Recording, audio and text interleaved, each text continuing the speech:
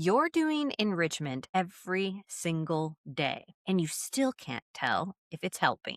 Welcome to The Dog Who Asked for More, the podcast for dog parents whose lives look a little different because of their dog. This is where you figure out what your dog is actually telling you, stop second guessing yourself, and start building a path to a life that makes sense for both of you. I'm Em, a dog trainer and canine nutritionist who burned herself out doing enrichment for a dog who still wasn't tired. You're doing the things: the lick mat, the snuffle mat, the puzzle feeder, the training session, the walk, the scatter feed, the frozen topper. You've seen the lists, you've followed the accounts, you've watched the beautiful setups with perfect lighting and the dog who looks completely satisfied.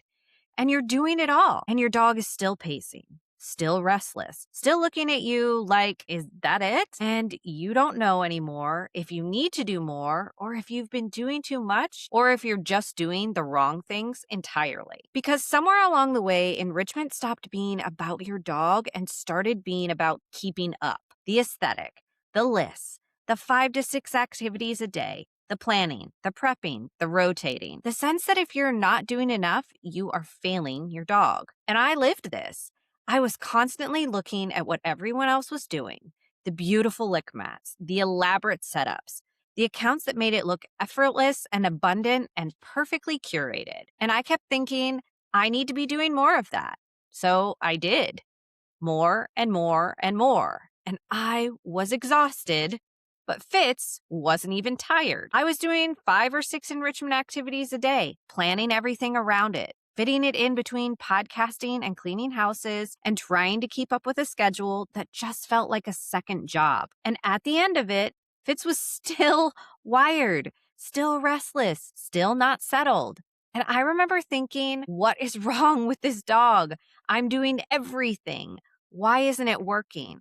And then I stopped. Not forever, just long enough to actually watch him, to pay attention to what happened after each activity, what settled him, what amped him up, what he actually wanted versus what I was giving him because the internet said I should.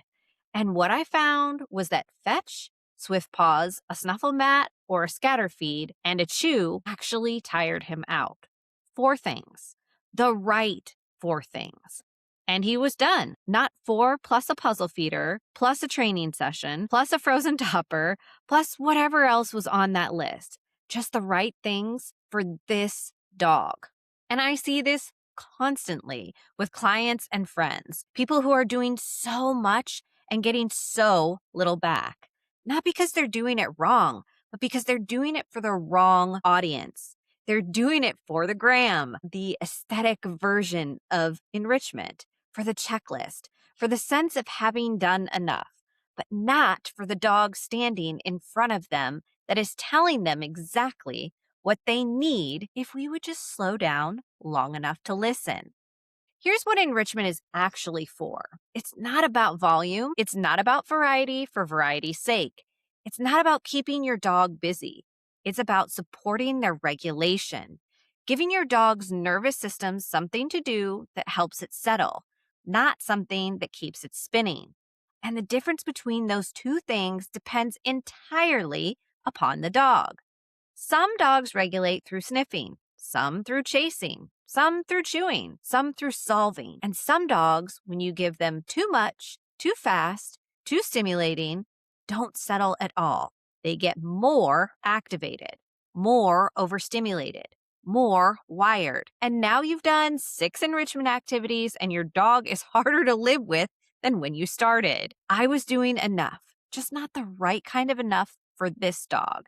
And that is where it gets confusing for people, because less doesn't feel like enough, especially when you look at someone who is doing more creative, more elaborate, more consistent. And when you scale back, part of you feels like you're failing, like you're taking something away.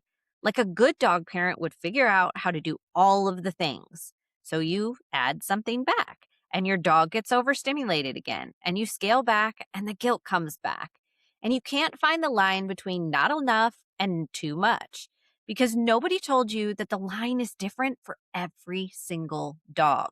And the only way to find that line is to stop looking at the list and start looking at the dog. The confusing part about all of this is that sometimes it does work.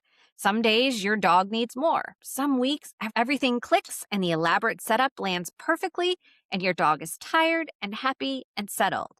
And then you try the same thing next week and it's just chaos. And you don't know what changed. Was it the enrichment? Was it the environment? Was it something that happened on a walk? Was it just a Tuesday? And that inconsistency makes it almost impossible to trust your own judgment because the thing that worked yesterday doesn't work today. And now you're back to wondering, am I doing too much? Not enough? The wrong thing entirely? Here's what I know. Enrichment that works doesn't leave your dog wired. It leaves them tired in a way that looks like peace, like they got what they actually needed. And finding that for this dog in this life, with the time and energy you actually have, that's the whole game. Not the list, not the aesthetic, not the 5 to 6 activities a day, just the right things for this dog done consistently. What if your dog doesn't need more enrichment? They just need the right enrichment for the nervous system they actually have.